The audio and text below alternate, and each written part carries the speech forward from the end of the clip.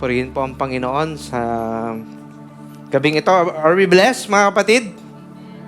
Okay, we are blessed. Kasi po, tayo ay niligtas ng Panginoon. Sabi mo sa tabi mo, bakit ka blessed? Isang word lang.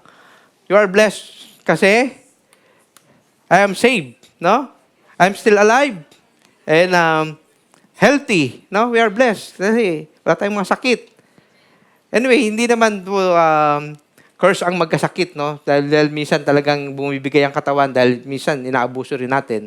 But we are here in the church, we are blessed. Amen? And ako po ay nagpapasalamat sa Panginoon dahil maraming mga struggles sa buhay, subalit sa biyaya po ng Panginoon ay nakakatayo po tayo sa kanyang biyaya, sa kanyang pong pagkatawag. No, sa totoo lang, every time na kami po itatayo dito, we need to study more than a week. Kasi po, ang hirap ng para bang kakapay mo na ano ang gustong sabihin ng Panginoon. Tapos gumagawa ka na, nababago pa. Oh, alam, hindi gumagalaw yung orasan ko, kaya pwede akong mag-introduction.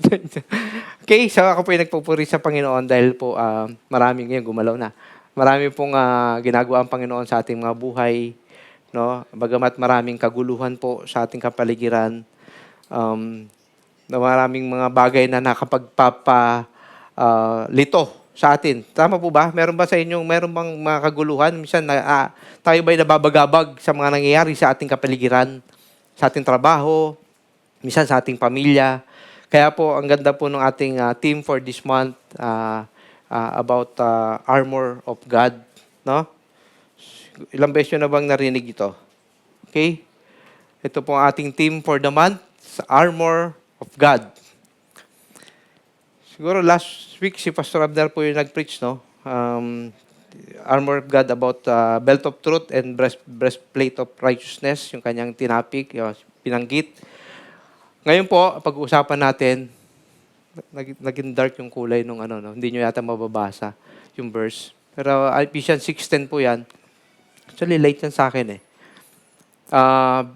At ating pong topic ay pag-uusapan natin ay be strong in the Lord.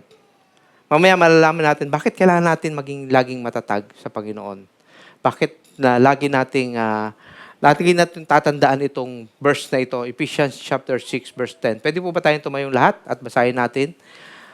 Alam ko parang hindi nyo mababasa. Basa nyo ba? Basa po? Okay. Basahin natin. Finally, be strong, brethren, be strong in the Lord and in the power of His might. Amen? Tayo po yung manalangin. Diyos na buhay, Diyos na mga Panginoon sa lahat. Salamat po, Ama, sa gabing ito, sa inyo pong biyaya, sa inyong salita.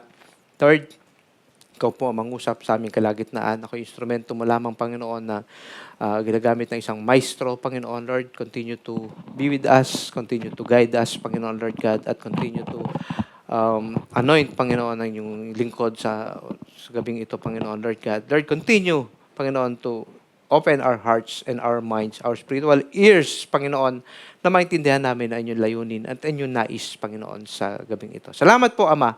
Salamat po, O Diyos na buhay, Diyos na mga Panginoon sa lahat. Ito po aming dalangin. Amen and amen. Pwede rin po tayo po, mga kapatid. Okay? Be strong in the Lord. Sinabi niya dito, finally. That one word, finally, actually, napakahalaga po nito. Bakit sinabi ni Apostle Paul itong finally? Kasi, when it comes to armor of God, we are excited. Di ba? Excited tayo sa armor of God kasi pag may armor ka, you are protected. Feeling mo ay you're safe. Di ba? Safe ka. May armor ka eh. Like, pag taglamig, meron kang jacket. So, armor mo yan sa lamig. So, pag wala kang jacket, pwede kang mamatay sa sobrang ginaw. Di ba? Tapos, pag expose yung iyong balat sa initan, di ba? Pwede kang magkaroon ng skin cancer. Di ba? Kaya meron tayong mga suot na pang-cover. That is our, one of the armor para proteksyonan ating balat, no?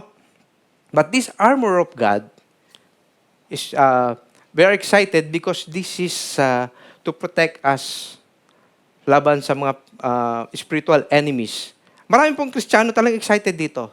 But bakit sinabi niya, bago niya sabihin itong armor of God, sinabi niya dito, finally, be strong in the Lord and His mighty power. Bakit po? Actually, this Ephesians 6:10 ay isa sa mga concluding letters ni Apostle Paul. Kasi po, sinabi niya babasahin aralin natin yung Ephesians chapter 1, 2, 3, 4, 5, 6. Medyo matagal, no? 6 chapter, no? Pero hindi ko po babasahin yung buong chapter. Okay? Sinabi sa Ephesians chapter 1, kung babasahin natin ito, redemption in Christ. Ano pa ibig sabihin nito? Tayo ay tinubos na ni Kristo. Sa unang sulat ni Paul, sa chapter 1, sinabi niyang, tinubos ka na ni Kristo. Kapag tinubos ka na, ibig sabihin, pag-aari ka na ng Panginoon. Amen? At hindi ka na pag-aari ng dati mong buhay o ng dati mong amo. Iba na ang iyong amo, iba na ang iyong pinaglilingkuran. Dahil ang pinatubos sa iyo ay hindi kayang bayaran ng kahit na anuman dito sa mundo. More precious than gold and silver. Kahit na nga buhay. Sabi niya, makamtan mo man ang buong sanlibutan kung kapalit ang iyong kaluluwa. Walang halaga ang lahat. Amen? Anong pinatubos sa'yo? The precious blood of Jesus Christ. Chapter 1. Sinabi din dito, pray for spiritual wisdom upang maintindihan natin ang nais ng Panginoon. Chapter 2, we are saved by grace. 2, 8, and 9. Not by our works. Amen? So, wala pong magmamalaki. Na kaya ako naligtas kasi marami akong dinala sa church. Nagpapakain ako sa church. Pag birthday ko, pinapakain ko isang barangay. Sana all. Pakain kayo ng barangay, sama nyo kami. Di ba?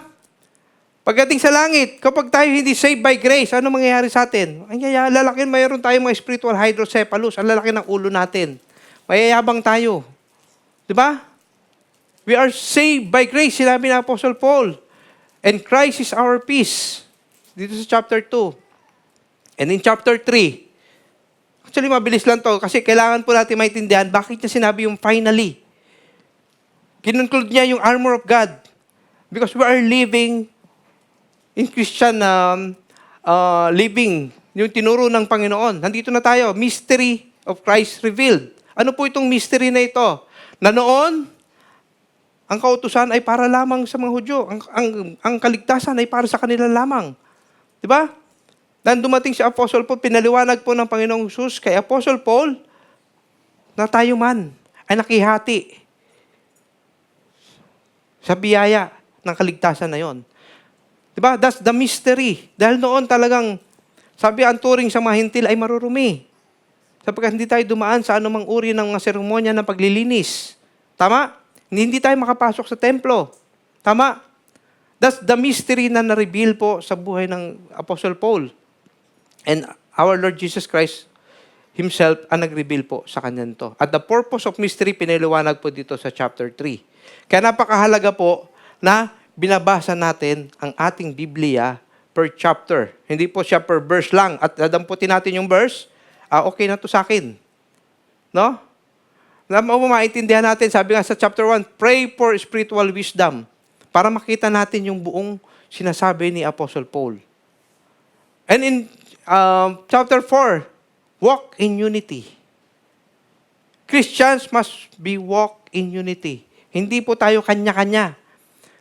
Merong iisang ulo sa iglesia, ang Panginoong Jesucristo at ang new man. Babasahin ko po babasahin ako sa inyong verse dito sa chapter 4, verse 21 to 24. Basahin ko po sa inyo sa Tagalog. Sabi niya dito, napakinggan na ninyo ang aral ni Jesus at natutunan ninyo ang katotohanan nasa Kanya. Diba? Kung napakinggan nyo na, natutunan nyo na ang katotohanan, ano ang dapat natin gawin? Iwan na ninyo ang dating pamumuhay, hubarin na ninyo ang dating pagkatao na nasisira dahil sa masasamang pagnanasa. Kapag ikay pag-aari na ng Diyos, of course, Jesus is your master, the mind of Christ must be in you. hindi mo na gagawin ang mga bagay na ito. Kaya sabi ni Apostle Paul, iwan na ninyo ang inyong dating pamumuhay. Hubarin ninyo ang dating pagkatao na nasisira dahil sa samang pagnanasa, kasakiman ng puso. Magbago na kayo ng diwa at pag-iisip, ang dapat niyong isuot ay ang bagong pagkatao na nilikha, kalarawan ng Diyos at nahahayag sa matuwid na banal na pamumuhay ayon sa katotohanan. Amen po? Ito po ay nasa chapter 4 pa lang po tayo. And chapter 5, walk in love, walk in light, and walk in wisdom. In verse 3 ng chapter 5, kayo'y mga hinirang ng Diyos. Kaya hindi na dapat mabanggit man lamang na kayo'y nakikiapid o gumagawa ng anumang uri ng kahalayan o pag-iimbot. So we cannot live a double life when you are a Christian. Amen? But, accept it or not, may struggle. Amen? Minsan may mga tukso. Kaya nga, tinuro sa atin ng Panginoon itong armor. May tukso. Hindi pwedeng wala yan, lalo na kung mga magagandang lalaki, tulad nating kapatid, no? Tignan niyo yung katabi niyo. Sabi pa dito, huwag kayong gagamit ng anumang malalaswa o walang kabuluhang pananalita o pagbibirong di nararapat. Sa halip, magpasalamat kayo sa Diyos. Ang ating mga bibig ay ginagamit natin pagpupuri sa Diyos, ginagamit natin kumaawit ng mga masasayang awitin, papuri sa Diyos, ay hindi na natin dapat ginagamit na makapanakit pa ng ating kapwa. Amen? Meron nga kanina, sa kusina. Kanina sabi niya, mas malaki sa'yo. Hindi, mataba ka eh. Sabi ko, sakit naman nun. Parang derechahan eh. Bibiruan kami doon. So, yung bang ganun ba? Yung bang, minsan, merong katotohanan. Part of it may katotohanan. Pero huwag mo na sabihin kung alam mo makasakit ka ng damdamin na inyong kapwa. Amen? You must walk in light and walk in wisdom. Ang ating salita ay maging makapagpapalakas ng loob na ating kapatid, hindi po makapangihina. Hindi sinasabing, tumutugtog ka, mali naman yung kimo. Kaya saliwa yung Di ba? Ganon. Wag nyo nang, hayaan nyo na yung may hawak sa music ang magsumita sa kanya. Amen? We must walk in light and walk in wisdom, mga kapatid. And verse 6, tinuro po dito na Apostle Paul about children and parents. Children, alam ko kabisado ito ng mga parents, no? Ephesians 6:1, obey your parents in the Lord, for this is good. Amen? Yung bago akong Kristiyano, tinuro sa amin yan eh. High school pa lang ako noon. Compute nyo lang yung age ko. Tapos, magulang, wag mo rin ibulid ang iyong anak sa pagkakasala. Kung didisiplinahin mo siya, disiplina na may pagmamahal. Hindi mo siya papaluin ng walang hanggang palo o kahit saan tamaan. Diba? Controlled anger. Tinuro po yan ng Apostle Paul. And in verse 5 and 6, bond servants and master. Kung may master ka, igalang mo. Kung ikaw naman ay servant, magtrabaho ka kahit wala yung master. Dahil kung ikaw man ay master, meron ka pa ring master, which is Jesus Christ, na nakatunghay sa atin. Kaya sinabi niya dito,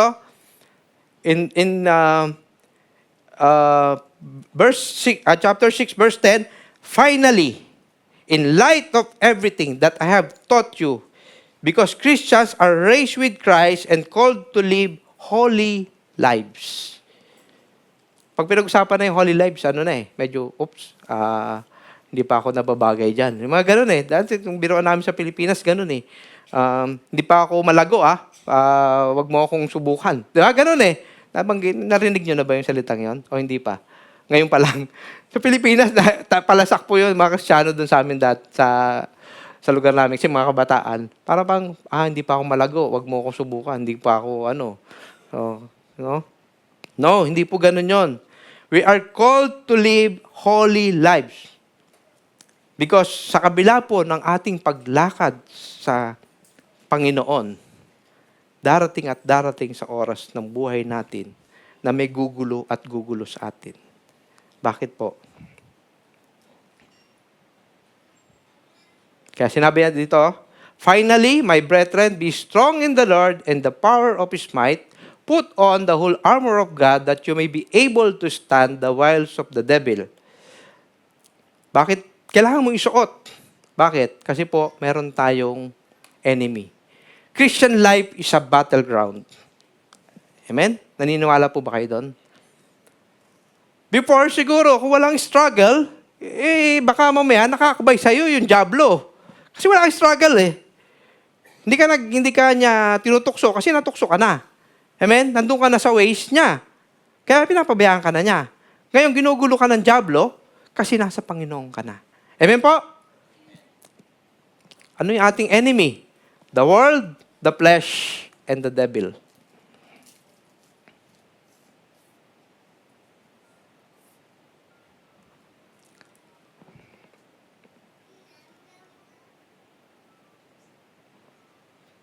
Okay? Tumalon yata yung ano ko. Okay? Ngayon, paano natin mapaglalabanan ang tukso ng diablo? Basta isuot mo na lang kagad yung armor ng Panginoon. Paano natin susuot? We need to submit. Therefore, submit to God, resist the devil, and he will flee from you. James 4:7. What do you mean by submit, mga kapatid? Submission is fully surrender. MMA, nanonood kayo na MMA? When you tap, you submit. No? Hindi mo na kaya, tap ka na. Tapos na ang laban, panalo na yung kalaban mo. You surrender.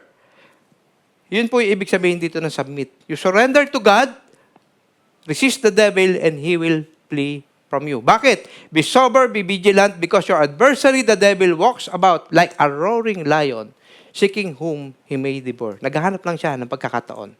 Isang pagkakataon lang. Verse 9, resist him, steadfast in faith, knowing that the same sufferings are experienced by our brotherhood in the world.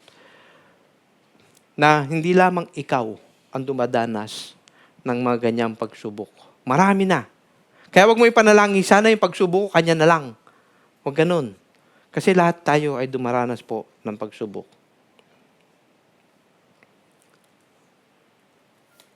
For our struggle is not against flesh and blood, but against the ruler, against the authorities, against the powers of this dark world, and against the spiritual forces of evil in the heavenly realm. So, ibig sabihin, sinabi po sa ating binasa, we are not wrestle against flesh and blood. Hindi yung katabi mo ang kalaban mo. Tandaan mo yan. Tingnan mo yung katabi mo. Mukha ba siyang kalaban? Minsan yung pag mag-asawa yung katabi, kalaban ko talaga to. Mabulong eh. No, ganun eh. Minsan number one critic natin yung asawa natin dahil ayaw niyang, minsan sa aming mga pastor, no, pag may mga preaching kaming medyo mahaba yung illustration, sabi ng misis ko, ba't haba naman yung illustration mo? Pero hindi siya magandang critic siya kasi para yun eh. Gusto niya, may mga ideas pa. Kaya wag mong ituring na kalaban mo siya. Okay? We are not wrestle against flesh and blood. Ano po yung sabihin nito? We don't have any means to win. Wala tayong means to win this battle on our own. Amen? Do you believe on that? Hindi natin kaya. That's why we need to tap, to surrender to the Lord. Dahil sa pamamagitan ng laman, hindi mo kakayanin kalabanin din ng laman. Amen? We are facing an enemy who is much stronger than us. Ano po yung enemy kanina? Di ba? The world, the flesh, and the devil. The world refers to the system around us that is opposed to God. Di ba? Ang sabi ng mundo, magkamal ka ng magkamal. Sige lang. Gawin mo lang ng gawin. Di ba? Huwag mong intindihin niya kahit may natatapakan ka na. Importante, masaya ka. And caters, ano yung kinakater ng world? Lust of the eyes and pride of life. Lahat ng nakikita mo, gusto mo maging iyo. Gusto mo maging sayo. Di ba? Minsan na bang natukso na tayo ng gano'n? Nung hindi pa tayo Kristiyano, di ba? Gusto mong mauna ang mundo. Gusto mong maging sikat. Lahat nga, nagbablog na ngayon eh. Di ba? Dahil gusto mong sumikat eh. Amen? Pero hindi man mas mag-vlog, lalo na educational yung ginagawa mo. Not just to earn. No? Ano pa? Pride of life. Kasi pag may pera ka, respetado ka. Di ba? Yun ang tinitingnan ng tao eh. Pero sa mga Kristiyano, hindi ganun. No? Hindi tayo namimili. Pag mayaman, paupuin mo sa mga magagandang upuan. Pag mahirap, paupuin mo sa likod. Hindi po ganun. Wala po sa church na ito yun, no? The flesh is the old nature. The sinful nature that binds us, the lust of the flesh. Amen? Ang flesh ay our sinful nature. Kalaban po yan. And the devil. And who is the devil? The devil is the accuser. Satan means adversary. Sabi sa Matthew 4:3, is the enemy of God, also called the tempter, ang manunukso. Amen? Kaya kung tayo po'y natutukso, isipin nyo na lang, sa dyablo yan. Huwag ka magpatukso. No? And meron pong mga Satan's helper. Kung may Charlie's Angel, meron pong Satan's helper. Napanood yung Charlie's Angel? Meron pong Satan's helper. Sabi niya dito, principalities. Apostle Paul called him principalities, power, rulers, spiritual wickedness in high places. May isa pong manunulat, tin-translate po niya ito, si Charles Williams, for our contest is not with human foes alone, but with the rulers, authorities, and cosmic power of dark world. Sabi ko nga kanina po sa inyo, the important point is that battle is not against human beings. Hindi po sa tao tayo lumalaban. Hindi po yung katabi mo ang kalaban mo. It is against the spiritual powers. That's why we need to be strong in the Lord and His mighty power. Aminin natin at hindi natin kaya ang laban na to. Hindi natin kaya. Kaya we need to surrender to God. Okay? Sabi niya dito, ano po yung armor of God? Ito po yung mga armor, no? Belt of truth, breastplate of righteousness, shoes of the gospel of peace, shield of faith, helmet of salvation, and sword of the Spirit. Naka-highlight po yung shoes of the gospel of peace kasi po ito po yung pag-uusapan natin sa gabing ito. Kung makikita po ninyo, series po ang preaching ng team natin for this month. No? Last week ay narinig niyo ang belt of truth, parang bukas ay shield of faith yata, o breastplate of righteousness. Next week ay shield of faith. No? So, para mas mahimay, mas matutukan natin, at mas manamnam natin kung gaano kahalaga po ang armor of God. Okay? Last week, no, Pastor Abner speaks about girdle of truth and breastplate of righteousness. Dinaanan niya ng konti yung breastplate. Gusto niyo po bang ulitin natin ulit yung sinabi ni Pastor Abner? Sabi ko, abutin tayo ng hating gabi, hindi pa tayo tapos. Na? Pero ano lang po yun, baka kasi may nakakatulog sa likod. Wala naman, no? Wala naman nakakatulog. So, we will talk about the shoes of the gospel of peace. Haba po ng introduction, no? So, pero saglit lang po itong verse na to. Okay? Sa verse 15 ng chapter 6 ng Ephesians, and having strapped on your feet the gospel of peace in preparation to face the enemy with firm-footed stability and readiness produced by the good news. Sinalin po ito sa Amplified Version para po mas magkaroon ng mas mahabang paliwanag. Okay? Shoes of the gospel of peace provides solid footings representing the readiness to stand for the truth and confidence that comes from being at peace with God. Are we confident that we are at peace with God? Amen. Because this confidence is not translated as mayabang o kayabangan. Itong pong confidence na ito ay kasama ng buong pagtitiwala sa finished work of Christ on the cross of Calvary. Dahil namatay na siya. At ikay kasama na niyang namatay sa krus. Dahil na pa cellphone ko yata yung tumutunog. Okay? kasama ka nang namatay sa Panginoong Kristo at hindi na ikaw ang nabubuhay sa Galatians 2:20. Amen? Imagine mo po, being a soldier, and you always losing your footings. Kung sundalo ka, tapos yung sapatos mo, lagi yung swelas ay natatanggal, madadapa ka, di ba? Natatapilo ka, subukan mo tumakbo na hindi maayos yung sapatos mo. Bagsak ka. Lagi ka nadadapa, ano mangyayari sa'yo? Sabi, hindi ka pwede magsundalo, lampa ka eh. Di ba? Hindi ka pwede magsundalo, talo ng sundalo ka. Yung boxer, yung boxing, ano ba, di ba, kamay ginagamit niya para mapagbagsak ang kalaban niya. Pero pag wala siyang footwork at hindi maayos sa kanyang shoes, talo pa rin siya. Wala siyang galaw eh. Ang kanyang body ay dinadala ng paa. Gaano kahalaga ang shoes? Kaya tinasabi dito, shoes of the gospel of peace. So, suotin mo yung shoes na fit sa'yo. Tinawag po itong gospel of peace because the word gospel comes from the original translation, evangelon, which means good news, mabuting balita. It is a peace replaced because it replaced fear. Ang kapayapaan, kapag meron kang kapayapaan, nawawala po ang takot. Sa kabila ng mga putukan na yan, alam mong ang buhay mo ay nasa kamay ng Diyos. Yes, sa una parang, parang hindi na biro to. 5 sunod-sunod na naman eh. Di ba? But when you pray, then the Lord will give you calmness of the heart.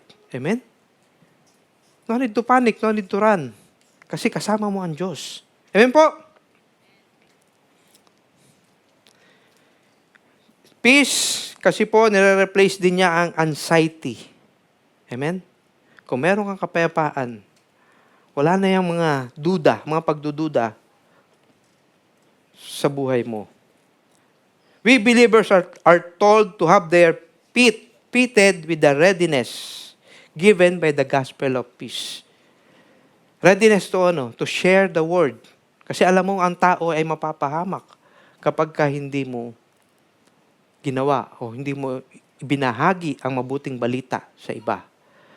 That's why evangelism po ang isa sa mga secret ng iglesia.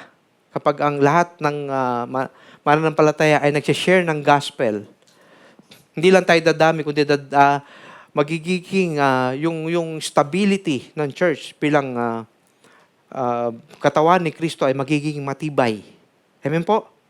Dahil marami ang mananalangin, marami ang nag-aaral ng salita ng Diyos, marami ang nagpapalakasan, at nararating mo yung mga masabi nating mahirap marating. Yung mga taong kung saan siya pinanganak, nadapa, doon siya tumatayo. Sabi, di ba, pag ikay dating pinanganak ang ganito ka na, ito religion mo, mamamatay ka, ito rin ang religion mo. May mga ganon, may mga panatiko. But it's not all about religion. It's about the truth. That only Jesus can save us, not the religion. Wala pong religion na ipinako sa krus, mga kapatid. The gospel of peace is the good news of salvation through Christ Jesus our Lord, the finished work of Jesus on the cross of Calvary. Meaning, having peace with God. Kapag may peace ka, we are forgiven. Amen? Kapag sinasabi sa iyo ng dyablo, na hindi ka bagay sa iglesia na to, masusunog ka. Hindi po totoo yun. Siya ang masusunog. Kaya hindi siya makapasok dito. Pasok ka dito, hanggang doon lang siya sa labas. Hindi siya makapasok dito. Hindi niya kayang tagalan ang presensya ng Diyos, mga kapatid. And peace within that passes all understanding. Philippians chapter 4, verse 6 to 7, do not be anxious or worried about anything. But in everything, every circumstances, and every situation, by prayer and petition, with thanksgiving, continue to make your requests known to God. During anxiety po ng ating buhay or worries in life, ano ang dapat nating gawin? We don't need to run to work or we don't need to run pumunta tayo sa ating mga kaibigan o kumare. Lord, anong gagawin ko? May problemado akong tao. I'm in trouble, I'm in struggle. Anong gagawin ko, kapatid? First and foremost, sabi dito, by prayer and petition, with thanksgiving, continue to make your requests known to God. Sabihin mo sa Panginoon. When anxiety attacks, pray. When worries attacks, pray. Tama mga kapatid? Because ano ang magagawa sa akin ng tao? Yes, pansamantala, mabibigyan kanya ng 100 reals, 200 reals. But is that enough for your life? But what can the Lord can give you? Enough for a lifetime, for our everlasting life, mga kapatid. Tama po? And the peace of God, that which reassures the heart, that peace which transcends all understanding. That peace which stands guard over your hearts and your minds in Christ Jesus is yours. Remember, Pastor Dave speaks here, guard your heart last Friday. Di ba? Bantayan natin ating puso. Hindi tamang, Panginoon, alam mo ang nasa puso ko. Yes, alam ng Panginoon yon. Alam ng Panginoon yon. Pero ang sabihin natin sa Kanya, Panginoon, saliksikin mo ang puso ko. Pagkat alam natin, gusto natin gumawa ng mabuti. Subalit sinasabi ng Panginoon, our heart is deceitful. Huwag kang magtitiwala sa iyong sariling puso. Antay ka sa Ezekiel, no? Sabi niya, papalitan ko ang inyong puso. Ang inyong pusong bato, maging pusong laman. At isusulat niya doon. Hindi na po sa bato isusulat ang salita ng Panginoon. Sa pusong laman ng tao isusulat niya. Darating ang panahon, sabi niya. At ito na po yun. Yung panahon na yun. Pagdating ng banal na Espiritu, isusulat na ng Panginoon sa mga puso ng kanyang mga tinawag, kanyang salita, upang sa ating paglakad ay hindi po tayo natitisod. Hindi tayo lumalakad sa dilim. Lumalakad tayo sa liwanag ng salita ng Panginoong Kristo. Amen, mga kapatid? Nung si Abraham ay tinawag ng Panginoon, hindi niya alam kung saan siya pupunta. Subalit, siya'y naniwala at dahil sa kanyang paniniwala, siya'y nanampalataya, siya itinuring na matuwid ng Panginoon. Amen? Without any question, Lord, teka lang, ang dami kong dadalhin, ang dami kong sakahan, ang dami kong mga inaalaga ang hayop, kasi pangit yung word na kahayupan, ang dami kong kahayupan, yung mga inaalaga ang hayop, no? Yung mga hayop na alaga, paano kung dadalhin lahat ito? Diba? Pwede kang magreklamo. Pero dahil nagtitiwala siya sa Diyos, yung peace na ibinigay sa kanya ng Panginoon, na alam niya, Diyos ang kumausap sa kanya. Without any question, I will follow you. Ngayon, hindi ko pa alam. Ngayon, hindi nyo alam. O maaaring hindi natin naiintindihan ano yung pinapagawa sa iyo ng Panginoon. Pero, tiwala ka lang. Kapag Panginoon ang tumawag sa iyo, sigurado, tama ang nilalakaran mo. Amen, mga kapatid? Magtiwala ka. Without any doubts, proceed. Without any doubts. Sabi pa nga niya, nagdududa pa siya, Lord, ang dami mo, sabi mo, ang dami mong pangako. Bibigyan mo ko nito, pero wala naman akong anak, sino ang magmamana? Diba? Sa tagal ng kanyang pag-aantay, natukso siya ng kanyang asawa. Diba? Sumiping siya. Sabi niya, hindi siya. Yung anak ng pangako na sinasabi ko, ibibigay ko sa'yo. Alam niyo nangyari? Yung panahong parang wala nang pag-asa, patay na yung bahay bata. When all is dead, binuhay ng Panginoon yung kanyang bahay bata ng kanyang asawa. Imagine, when your faith is crumbling or pababa na, parang, teka Lord, parang wala nang pag-asa. Remember Abraham, at the age of 90s, nanganak pa po ang kanyang asawa. Paano nangyari yon? Dahil pagpangako ng Diyos, kailanman ay hindi mo mapipigilan. Kailanman ay hindi mo kayang hadlangan. Pag ang Diyos ang nangusap sa iyo, tutuparin niya ito. Ano man ang kanyang mga pangako. Kung sinabi niyang, tatanggapin kita kapag ikay nanampalataya sa akin, naniniwala ka ba doon? Sinabi niyang, take heart, be still, I am your God. Hindi kita iniiwan, hindi kita pinababayaan. Yung kapayapaan na yon, ang hanapin natin lagi sa ating buhay, mga kapatid. Just like a Roman boots, the gospel of peace gives us spiritual stability.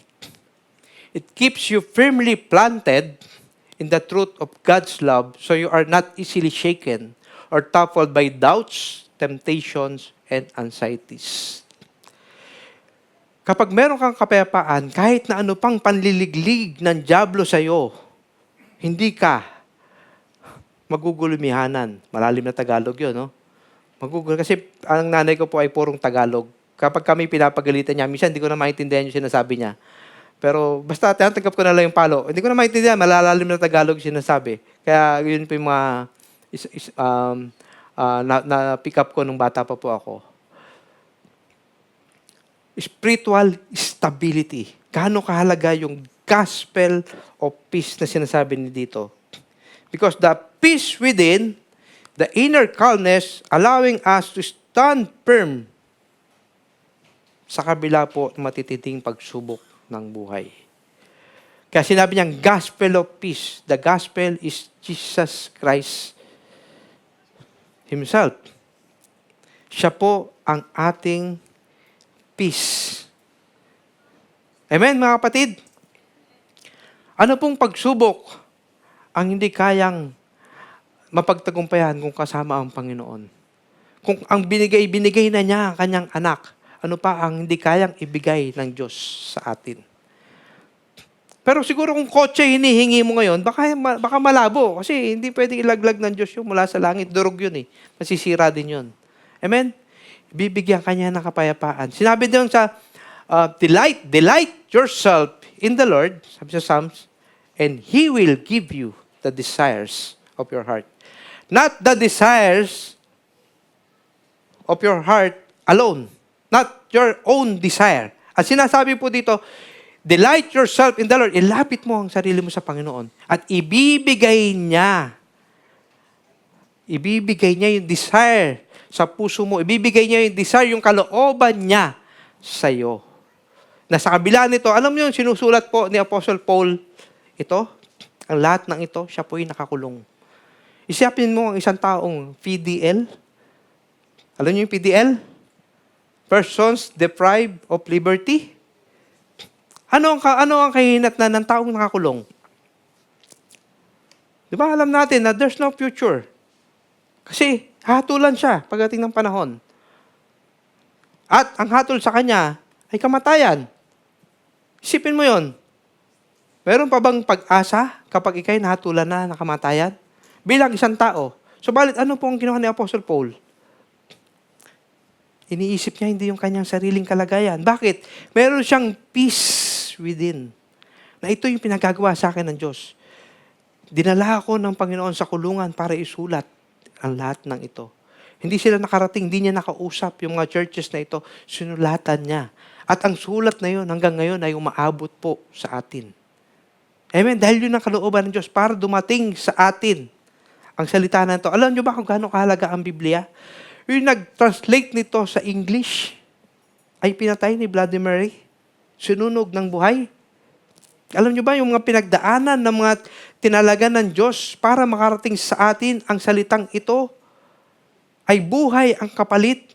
Kung kaya't ang salitang ito, mga kapatid, ay precious more than gold and silver. Ang salita ng Panginoon, ang Biblia po, ay precious. Binayaran po ito ng dugo ng Panginoong Kristo at ng dugo ng mga tinawag niya. Kaya wag nating baliwalain ito, mga kapatid. Napakahalaga ng salita ng Panginoon. It is our light. It is our guide, mga kapatid. And for our last verse, Romans 8:38 to 39. Pwede po ba tayo tumayong lahat? Basahin natin yung ating last verse. Okay, sabay-sabay po nating basahin. For I am convinced and continue to be convinced beyond any doubt that neither death, nor life, nor angels, nor principalities, nor things present and threatenings, nor things to come, nor powers, nor height, nor depth, nor any other created thing will be able to separate us from the unlimited love of God, which is in Christ Jesus our Lord. Can we declare that this night? Amen?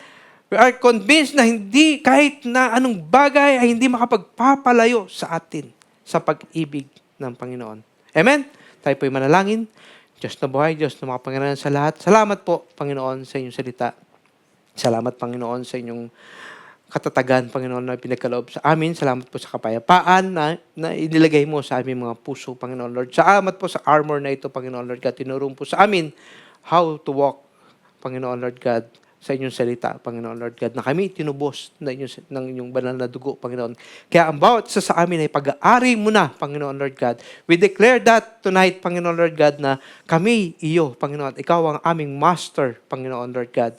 Lord, continue to teach us, Panginoon. Mold us, Panginoon Lord God. Katulad ng isang putik, Panginoon, na ikaw po, Panginoon, na magpapalayok, Panginoon, na minamold mo kami sa inyong nais, Panginoon, sa inyong wangis, Panginoon Lord God. Continue to teach us, Panginoon Lord God. Lord, salamat, Panginoon Lord God, at patuloy po, Panginoon, panatiliin sa aming mga puso, Panginoon, ang peace na ito, Panginoon Lord God, sa aming puso, Panginoon Lord God. This shoes of the gospel of peace, Panginoon Lord. Lord, turuan po kami maging bold, Panginoon Lord God, to share your word, Panginoon, because ito po yung salitang ito ay nakapagliligtas sa marami, Panginoon Lord God. Lord, continue to be with us, Panginoon. Continue to guide us, Panginoon Lord God, as a one church, Panginoon. Maging ang mga nakikinig through online, Panginoon. Bless them, O Lord God. Patuloy po silang pagpalain, Panginoon Lord God. Patuloy po silang samahan at gabayan, Panginoon. Salamat po sa gabing ito. Ikaw po ang patuloy na mapuri, madakila, malulatit, mapasalamatan. Sa pangalan ni Jesus, ito pa ang dalangin. Lahat po ay magsabi ng Amen. Amen.